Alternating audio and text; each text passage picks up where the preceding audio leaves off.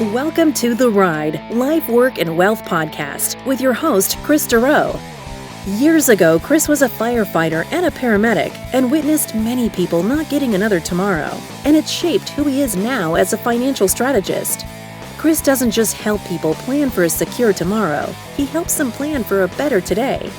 Kris lives and works in Burlington, Ontario, and runs an advisory practice named Three Hats Financial. Let's get to it. Welcome back to The Ride, Life, Work, and Wealth with Kris Dureau of Three Hats Financial. I'm Patrice Sikora. This is part one of a two-part series on retiring well. And this time around, Kris will discuss getting ready to make the transition. Now, Kris, this is the first step in everything, I guess. You've got a plan, but where do you start when it comes to retirement planning? So the first thing we're going to start with, as you mentioned, for this show is going to be the first of two. And we're going to talk today mostly about the mental side of retiring. And what I mean by that is, what are you retiring to and how do you envision your retirement? And I always make sure that we do this first before we get into the money questions, and I'll explain all of that. Now, what age do you do this? At what age? 62, 60? Or do you wait till you're 65? Perfect question. So with this, they called the 5 years before retirement the danger zone, meaning you want to start getting things organized. But I've had people all of a sudden show up and say, I'm retiring in a month, or I'd retired last month. And they come to me and we start going through this. So there's not really any specific age. And that whole 62, 65 thing, I kind of hate that artificial finish line because some people put so much stress on themselves saying, I'm retiring at this age. And I'll ask them, well, why exactly 63 and 4 months? Right. And they're like, well, that's just for the last 30 years. That's just what I've had in my head, or if they have a pension or something like that, they use that to dictate when they're going to enter this very important and exciting next chapter of their life. And it shouldn't necessarily just be based on a number value of or your age. So it really, and we'll get into that, but this can be for anyone 5 years out or a month out. Is it kind of like a coaching program? Yes. So this has really picked up in the last couple of years with just getting people more prepared for retirement, not just from the financial side, as I mentioned. There's a lot of books being written about this. You have a big segment of the population, one of the biggest, obviously, that is getting closer to retirement. The whole landscape of retirement changing. It's not just as simple as you retire at a certain age, collect a pension, and that's it. Never work or do anything ever again. You have many retirees going back to school, starting businesses, all kinds of different things. So this is really a relatively important topic. The timing for this as well too is that I just notice for people with retiring, it's either the two most popular times is January 1st, a lot just for the financial side because of taxes and severance pays and all this stuff, or sick day payouts and things like that, or right before summer. So those are two of the more popular times. And I've been in this business helping people retire since 2007. And to be candid, I've seen many people struggle with this transition in life in a number of different ways. And because of that, that's why we offer this type of coaching service for our clients to make sure that we're going through the issues associated with retirement to ensure that they have this best transition possible, because this is a significant transition. Our first phase of retirement coaching to help our clients retire well, we take them through 5 unique exercises to help them identify basically what they're retiring to. And you're going to hear me keep saying that because most people have a very good idea. It's pretty obvious what they're retiring from. They're just not quite as clear on what exactly they're retiring to. So this part of retirement coaching, we usually do over 2 meetings. This part of the process helps us to create a window into how they're wired as applicable to like leisure, work, connecting with others, self-renewal, a couple of the topics to rhyme off. And you see, most people is that they just don't really know what their retirement is going to kind of look like. And this is why we want to make sure, hey, it's not just a natural thing for someone to dive from full-time work into full-time leisure. Like, let's have a discussion on here to kind of give you a vision and make sure we have an understanding of what retirement means to you and what you think that will look like. What do many people tell you? So that can just range from all over the place that I want to do nothing, or I want to spend a ton of time with my grandkids, or I've didn't actually enjoy my job for the last 30 years, which that ties into the podcast that we just did last time in regards to changing careers. Right.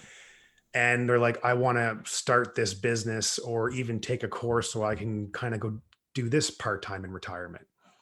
So there's quite a few different answers that people will go through in regards to those questions.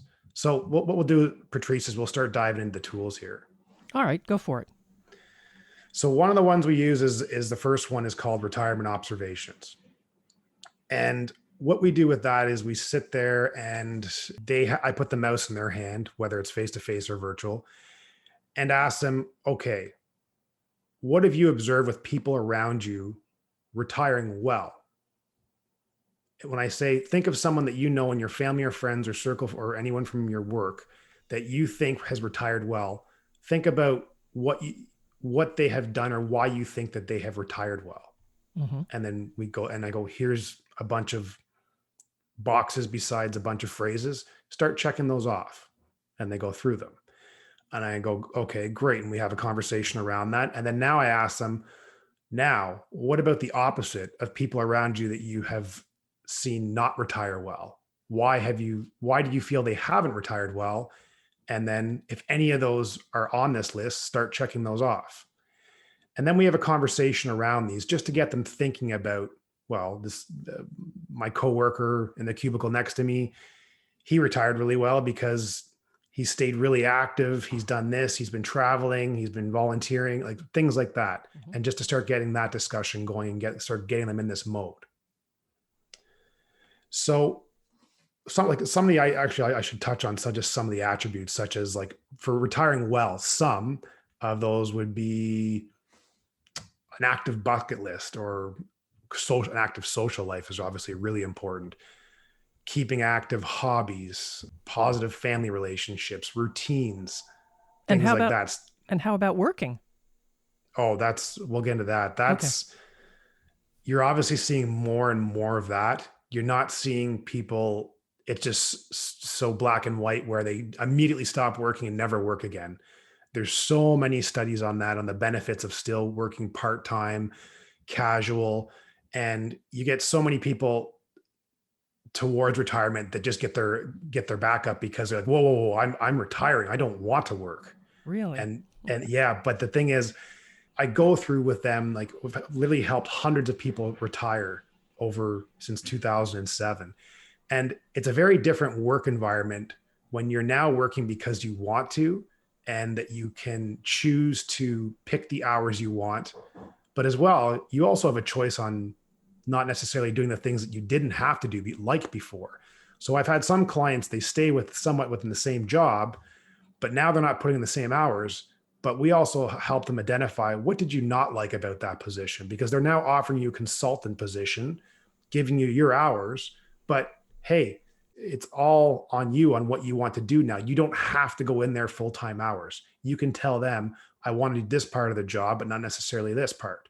And for a lot of people that works. But there's all kinds of studies coming out on that and how that is just a huge benefit for individuals retiring.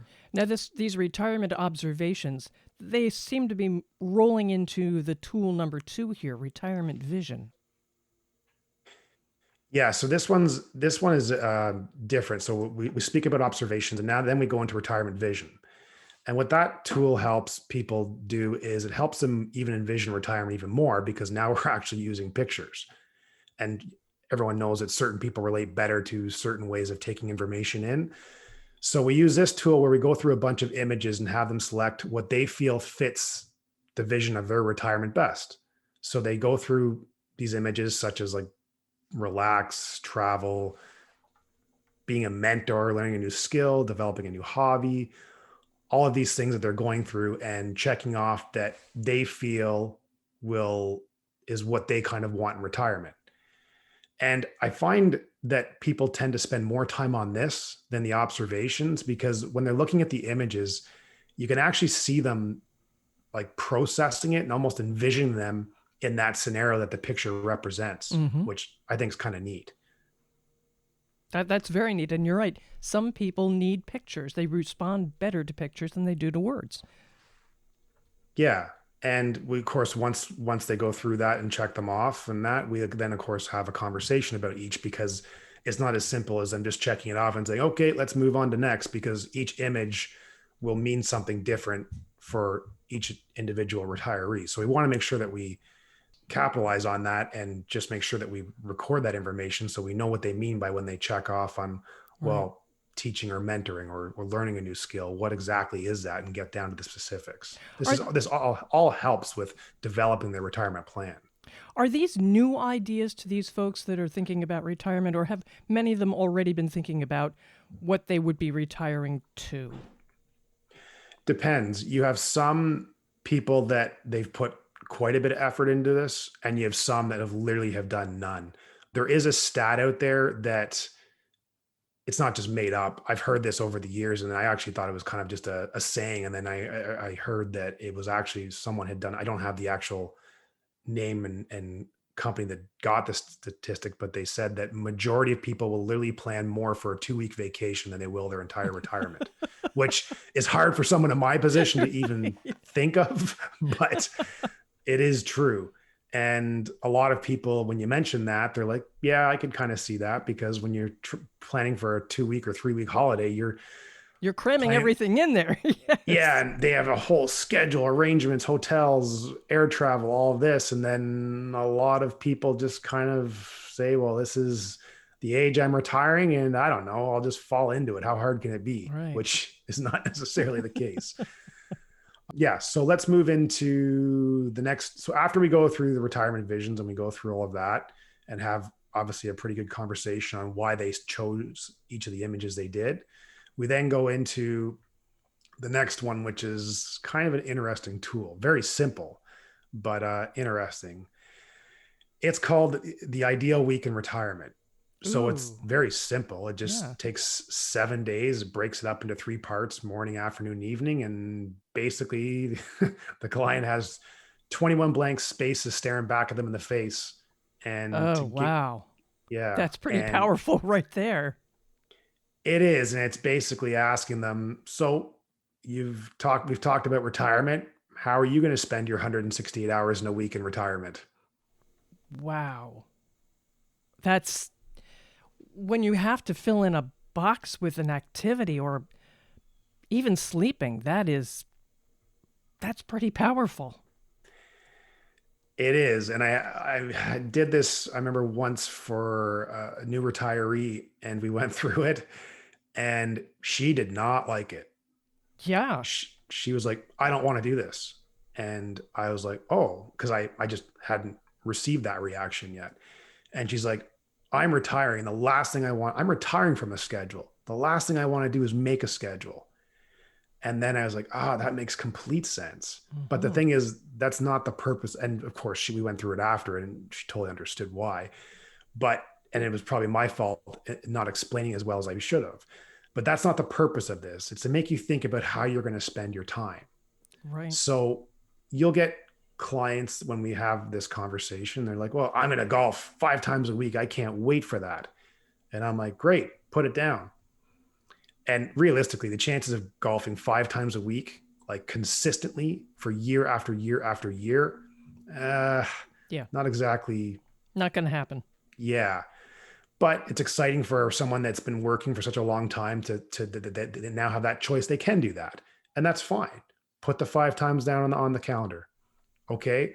How long are your golf games? 3, 4, 5 hours? Put that down. They then start to realize there's still a heck of a lot of white space to fill out.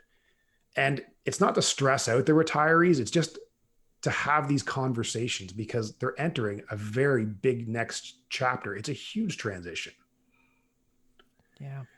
The idea of, I find this very intriguing, the idea of sitting down and having to plan out a week of activities is, as I said, it's powerful, but it's daunting. I mean, if you're not doing something like mentoring or going to, or taking classes, something that's structured, if you are simply a fly by, the seat of your pants person, there's nothing to put down.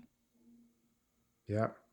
Well, okay. So in light of that, when clients are getting close to retirement and we go through this, I've had some with big smiles on their face say, you know what, Kris, I plan to do nothing. I am just going to relax and do nothing. I have worked 30 years. I raised 3 children. And yeah, they had a heck of a busy life. And they're so happy because they want the excitement of going into this next phase of retirement they've been working 30 years for. And they're like, I'm doing nothing. And this is fine in the initial stages of retirement, but this will also get old real quick. Right. So there's a Elizabeth Horner. She's a PhD and she did a study for the Journal of Happiness, which sounds weird, but there is a Journal of Happiness. And she said, it wasn't a simple little study. She actually went to 16 different countries and got these statistics. And she said retirees experience a sugar rush of well-being and life satisfaction directly after retirement. But then it is followed by a sharp decline in happiness a few years later. And the important thing is she noticed that this showed up irrespective of the age in which the person actually retired. Mm-hmm. So that's why we want to do this exercise, is to make sure that we can kind of help them avoid that sugar rush, or at least be prepared for it, and go through this exercise just to have them kind of think. It's just making them think. Right. A couple of years ago, she's been a client for a while. She was referred to me when she was already retired and all of that. And she just started to really kind of open up going through this. And when we kind of got to this exercise, I'll never forget her answer. We're going through it and she's kind of saying like that she doesn't really do a whole lot. And she goes, Kris, you know what retirement is to me? And I go, what? She goes, I feel like I'm in the ocean in a rowboat with no oars. Yeah. And I was like, wow, that is unfortunate. Like, such a sweet little lady. And I'm like, well, we got to figure this out, because that's not how this is supposed to be. But I've just never had anyone drop that on me like that. Like, she's never been asked this. She's been through multiple resources for her money and stuff like that. And she just never had these questions asked. It was just really like, how much do you need? And here it is.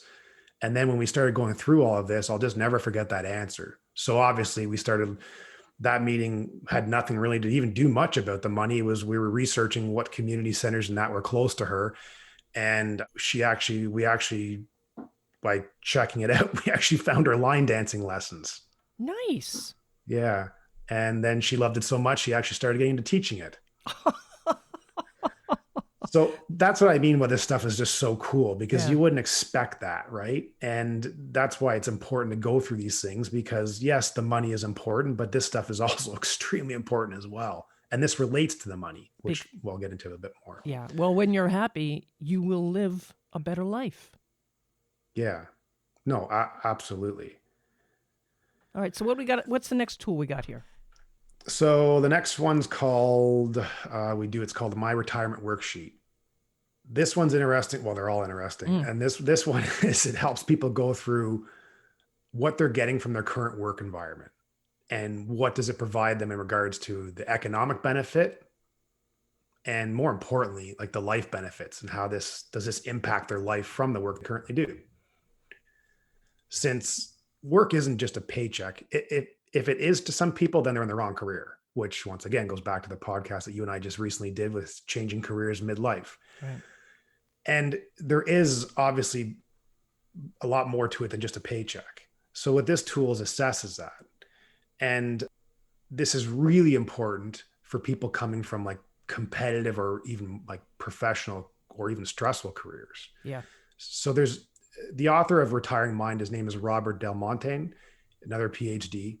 And his research found that people in these types of careers have certain personality characteristics like competitiveness and assertiveness that had more difficulty adjusting than, say, like a mild-mannered person who's in a kind of a low-pressure type job or career. And he actually states in his book, the very attributes that make people successful in their work life often work against them in retirement, which I found kind of interesting. But think about it too. Those attributes have defined who they were in the workplace, who they identified as. And now here, they've got the attributes, but nothing to identify with.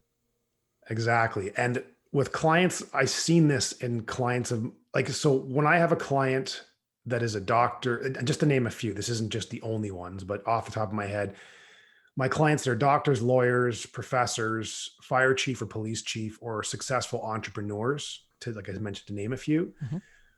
I spend a lot more time on this because a lot of you, as you mentioned, Patrice, their identity is who they are at work. And in those type of roles, they're looked at for many as an authoritative individual with an individual that has much wisdom and basically looked up to. True. And some people are really afraid to lose that because that is their whole identity.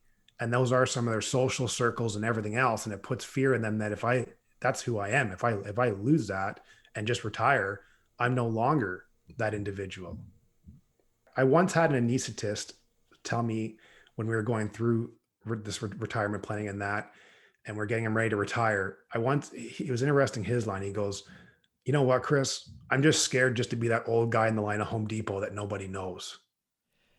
Yeah. And yeah, it was just interesting the way he worded that, because I just hadn't someone ever said that to me like that before. So that's where this tool is really important, to go over what they're getting from their careers and, like I mentioned, economic and life benefits, and how can we now take that to make sure they're still getting that in retirement. Because if you just cut that off, you're going to run into issues. Yeah. Those types of careers, it's also important. This comes from Mitch Anthony, who's the author of Retiramentality. He has an interesting phrase in his book, which is called, "It's important to keep your noggin jogging." And he's obviously totally right. So you have to help them figure out in these careers how to invest their talents and insights, such as maybe they aim it towards volunteering or a part-time gig, or teach some others their skill set. So just another really important worksheet or tool to help individuals kind of down that prep stage to get ready for retirement. Now, all these tools so far seem to be more focused on the individual. This last tool kind of looks like you're looking finally at the couple. Yeah. So the last tool for this is my Retiramentality profile. And that is specifically for couples. And we want to go through that with the couples because we want to see where they have commonalities and where they lack commonalities, and their vision for life going forward in retirement. So this is a really important exercise to make sure both sides have an idea of what retirement looks like for the other. And then at the end of going through, so they basically, what this is they're going through a profile and they're rating things on a scale of 1 to 4 in a whole bunch of different categories.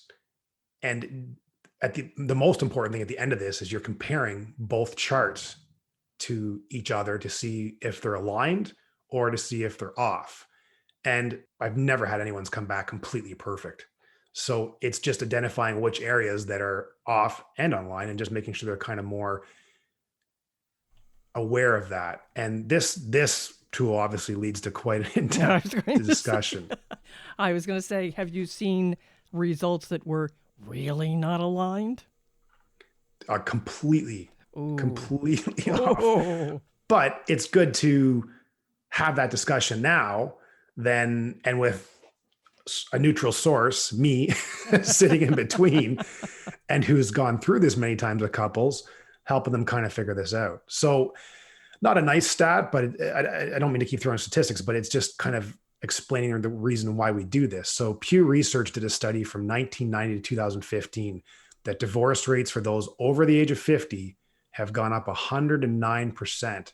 And they've actually labeled that as they call it gray divorce, because unfortunately the stats are increasing. So this is why we want to do what we can to make sure that they're kind of both aware of what retirement means to each other, so that we can start having those discussions. Oh, that time together when you're both retired at home and you are not aligned in your visions. I can only imagine. Yeah, I remember a couple of years ago, a client of mine, she retired and she goes, "Hey, Kris, look at this sign I got." And I look at it and the sign says, "Retirement, half the income and twice the husband." Now, I'm not sure if she's referring to twice the husband time or twice the husband size, because she mentioned the same time he was having way too many apple fritters in retirement so far. But That is so awesome. yeah, it's a reality. All right, Kris, we've gotten through the 5 tools here. You've gotten all your information. You've had your discussions with your client or clients. What's the next step? So as you'll notice right here, we just talked a lot about the tools and the coaching retirement, but did you notice that none of it had a dollar amount? We did not ask or talk once about the money. That's right. Yeah. And this is because I feel we cannot help clients develop a retirement plan until we know the answers to the life questions. And once we have this, we can then develop a more accurate retirement plan and get into the money questions. And I know just from the feedback from clients and stuff like that, this is a different approach, since most people preparing for retirement plans just kind of go directly into the money questions and don't touch on any of the above points. I feel I can't answer those questions accurately, the money questions accurately, until I know those life questions.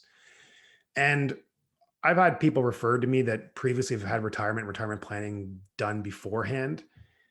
And the most amount of retirement planning that they received was, "How much money do you think you need per month? And let's just get that going so that you can start living retirement."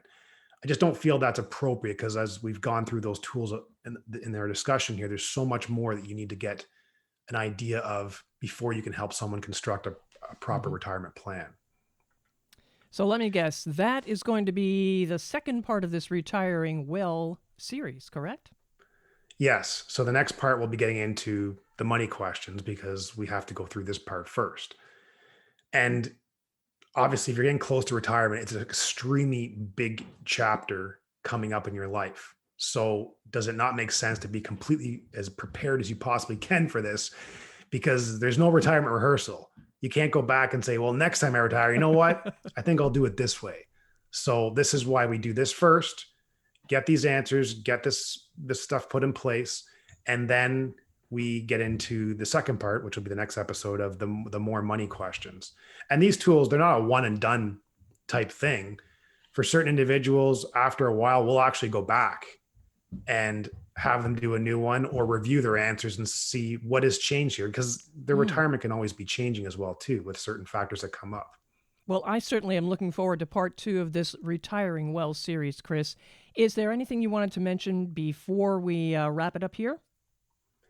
Yeah. So if anyone has listened to this, has resonated with them, and you want more information, or even to sit down with us to go through these tools and plan your journey ahead, you can also just check out a video we have on our website called Epic Retirement. It's only a 2 minutes and 40-second video.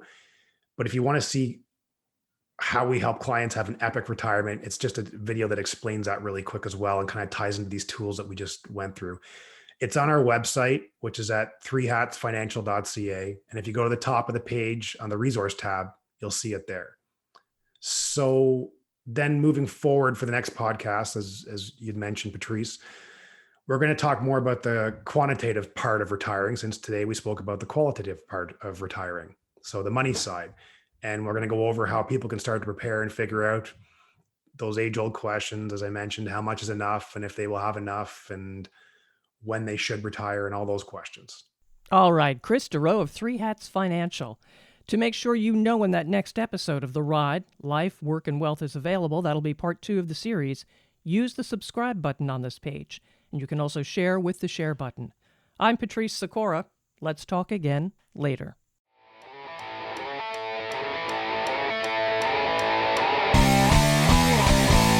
Thank you for listening to The Ride, Life, Work, and Wealth podcast. Click the subscribe button below to be notified when new episodes become available.